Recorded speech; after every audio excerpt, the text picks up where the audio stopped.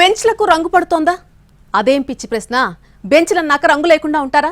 వాటి మీద కూర్చోకుండా ఉంటారా అని రివర్స్లో అడగాలని అనుకుంటున్నారా?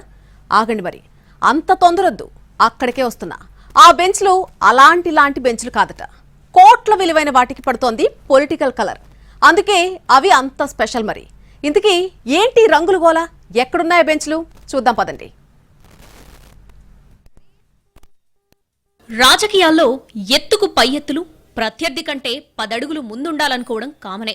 కానీ చంద్రగిరి నియోజకవర్గంలో మాత్రం అంతకు మించి అన్నట్టుగా ఉంటుంది వ్యవహారం. ఇక్కడ ఎవరి టర్న్ వచ్చినప్పుడు వాళ్ళు వేసే ఎత్తులతో ప్రత్యర్థులకు దిమ్మ తిరిగి బొమ్మ కనబడుతూ ఉంటుంది. 2014-2019 ఎన్నికల్లో ఎమ్మెల్యేగా చెవిరెడ్డి భాస్కర్ రెడ్డి గెలిస్తే, గత ఎన్నికల్లో చంద్రగిరి కోట మీద పసుపు జెండా ఎగరేశారు పులివర్తి నాని. ఎన్నికలయ్యాక ప్రశాంతంగా ఉంటే అది చంద్రగిరి ఎందుకవుతుందన్నట్టుగా పరిస్థితులు మారిపోయాయని అంటున్నారు స్థానికులు. సిట్టింగ్ ఎమ్మెల్యే పులివర్తి నాని ఓవైపు రోడ్లు, అభివృద్ధి పనులంటూ తిరుగుతూనే, మరోవైపు మాజీ ఎమ్మెల్యే చెవిరెడ్డి భాస్కర్ రెడ్డి గత 5 ఏళ్లలో జరిపిన వ్యవహారాల మీద దృష్టి పెట్టారట. 1 by 1 అన్నింటినీ పరిశీలిస్తున్న క్రమంలో ప్రస్తుతం బెంచి రాజకీయం మొదలైందని అంటున్నారు. అసెంబ్లీ ఎన్నికల ముందు నియోజకవర్గం మొత్తం మీద 19,000 సిమెంట్ బెంచీలు ఏర్పాటు చేశారు. అయితే అందుకోసం 23 కోట్ల రూపాయలు తుడా నిధులు ఖర్చు చేశారని, అదంతా జనం కోసం కాకుండా కేవలం ఎన్నికల్లో లబ్ధి కోసమే చేశారని గతంలోనే ఆరోపణలున్నాయి. అవసరమున్నా లేని చోట్ల కూడా బెంచ్లు పెట్టేయడంతో పాటు అదేదో తన సొంత సొమ్ముతో కొన్నట్టుగా చెవిరెడ్డి భాస్కర్ రెడ్డి పేరు ముద్రించి వీధి వీధిన, కొన్ని చోట్లయితే ఇంటింటికి పంచారని ఆరోపిస్తున్నారు టీడీపీ నాయకులు. ఒక్కో బెంచ్ కోసం 7,900 రూపాయలు ఖర్చు చేయగా, అప్పట్లో వాటి ఏర్పాటు బాధ్యతను ఎంపీడీఓలకు అప్పగించాక ఆ రేటు 10,700 వరకు పెరిగిందని, ఆ ప్రకారం చూసుకున్నా పెద్ద ఎత్తున ప్రజాధనం దుర్వినియోగమైందని ఎన్నికల సమయంలో పెద్ద ఎత్తున ప్రచారం చేశారు పులివర్తి నాని. ఇప్పుడు ఆ కోట్ల రూపాయల విలువైన బెంచ్ల మీద దృష్టి పెట్టిన ఎమ్మెల్యే ప్రత్యేకించి చెవిరెడ్డి పేరుతో ఉన్న వాటి సంగతి తేల్చే పనిలో ఉన్నారట.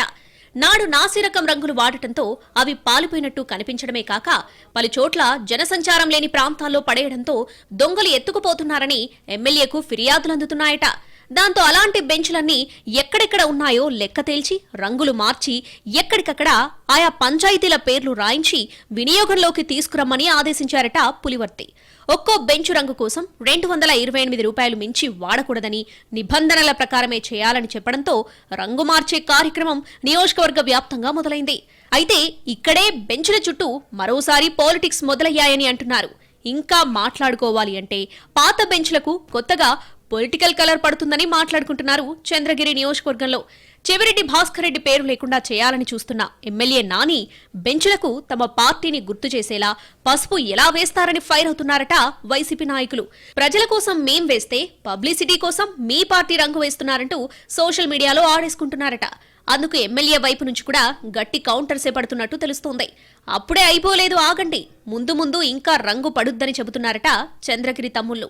జనం డబ్బుతో బెంచులు కొని అదేదో మీ నాయకుడు దానం చేసినట్టు పేరు వేసుకుని బిల్డప్లు ఇచ్చారని, మేమేమీ సొంత పేర్లు రాసుకోవడం లేదు, శుభానికి చిహ్నమైన పసుపు రంగు వేయడంలో ఏమాత్రం తప్పులేదని వాదిస్తున్నట్టు చెప్పుకుంటున్నారు.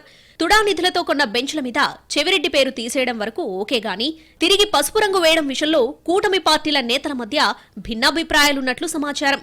ఆ రంగుల పిచ్చితోనే వైసీపీ ఇమేజ్ డ్యామేజ్ అయిందని, ఓవైపు దాని ఫలితాన్ని చూస్తూ కూడా మనకెందుకీ రంగుల గోలా అని అంటున్నారట మిత్రపక్షాల నాయకులు. మరి చంద్రగిరి తమ్ముళ్ళు ఆ మాటలు వింటారా? ఈ బెంచీల రాజకీయంలో ఇంకా ట్విస్టులుంటాయా అంటూ ఆసక్తిగా గమనిస్తున్నారు రాజకీయ పరిశీలకులు.